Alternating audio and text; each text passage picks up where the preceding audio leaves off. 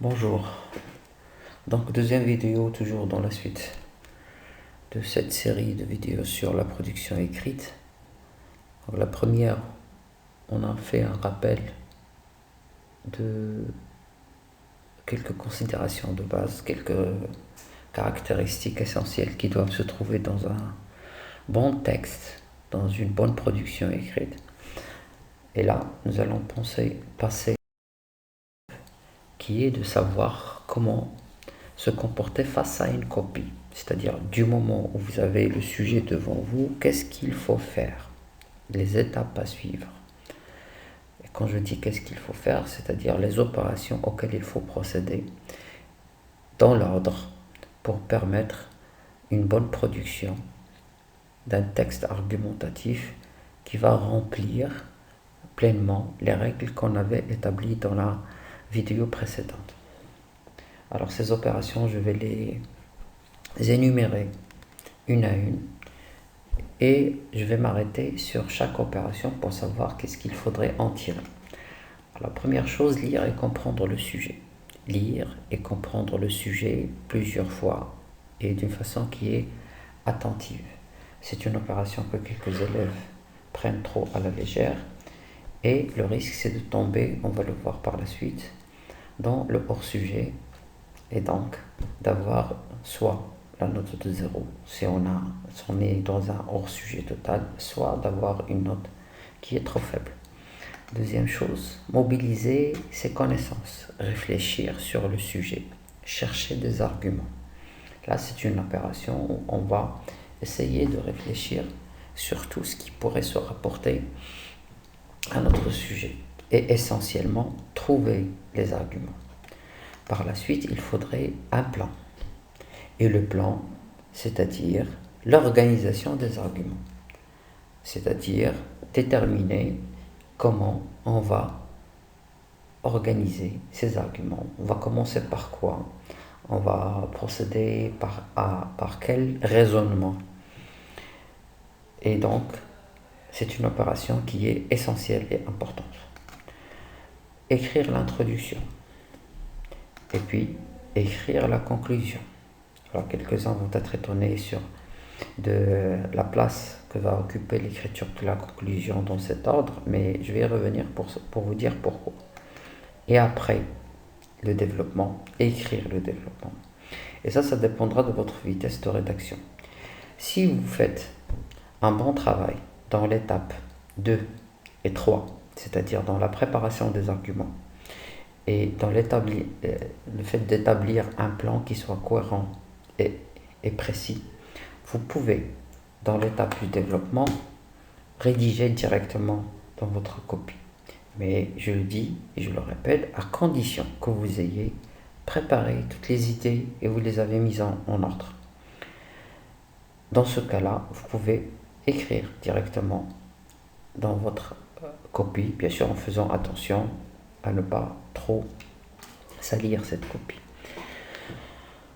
Sinon, vous écrivez aussi le développement dans le brouillon, mais il faut faire attention à la gestion du temps.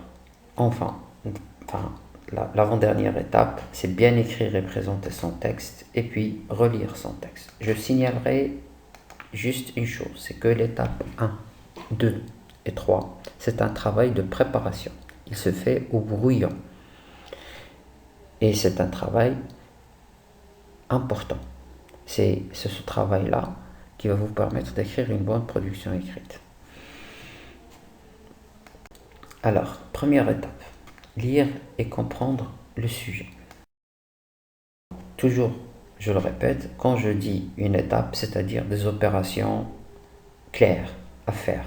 Et donc, après ces opérations, il faut sortir avec des résultats. Donc après cette première étape qui est lire et comprendre le sujet, qu'est-ce qu'il faudrait que j'ai à la fin de cette opération? Il faudrait identifier le ou les mots clés, les termes techniques importants du sujet. Et les mots clés vont me permettre d'établir ou de déterminer le thème général. 3. La question posée par le sujet. Et ça, c'est peut-être l'étape la plus importante. Parce que tout sujet se présente comme une question, soit explicite, soit implicite. Et ce que je vais écrire, c'est la réponse à cette question. Et donc, pour pouvoir bien écrire un texte argumentatif, il faudrait identifier la question que me pose le sujet et à laquelle je suis amené à répondre.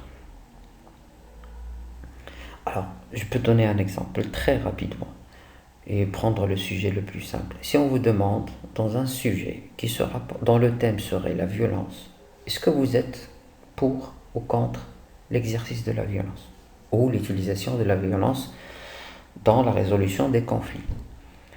Quelle est la question posée par le sujet? C'est de savoir, est-ce que la violence est une bonne façon de se comporter ou pas? Et donc, quand je vais écrire un texte argumentatif, je vais répondre à cette question. Soit je vais dire oui, la violence, ce qui serait une réponse un tout petit peu improbable. Oui, la violence peut régler les problèmes. Ou je vais dire non, la violence ne peut pas régler les problèmes. Alors, quatrième étape, déterminer la consigne, la nature du travail que l'on attend de nous. Bien sûr, on en a parlé dans la vidéo précédente, la première consigne qu'on vous donne, c'est le fait d'écrire un texte argumentatif. Mais il faut faire attention aux différentes variantes du texte argumentatif qu'on a exposé dans la vidéo précédente.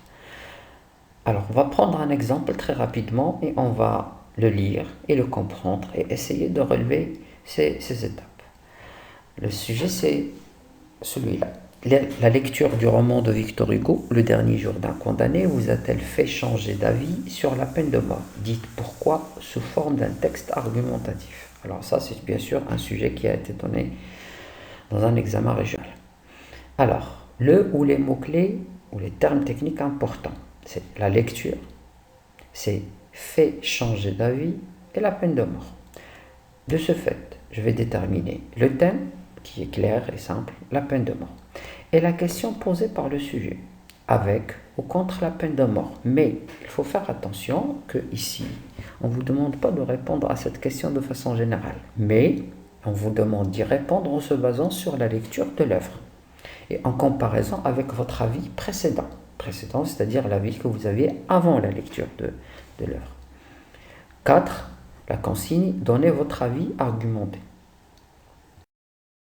Alors, conclusion de la lecture et la compréhension du sujet. Il y a 2 cas de figure pour répondre, c'est-à-dire 2 thèses possibles. Soit je vais défendre la thèse 1, vous êtes avec, soit je suis avec la peine de mort et les arguments de Hugo m'ont fait changer d'avis. Soit je suis contre la peine de mort et la lecture de l'œuvre ne m'a pas fait changer d'avis. Il faut donner son propre avis, bien sûr, et il faut se baser sur la lecture de l'œuvre. Donc c'est un type de sujet qui est un tout petit peu rare, où on vous amène à se baser sur la lecture de l'œuvre pour répondre à la question posée par l'œuvre. L'objectif d'une lecture attentive et rigoureuse du sujet est de vous assurer que vous allez bien traiter tout le sujet, mais rien que le sujet. Alors, si on y arrive, on trouvera que le sujet égale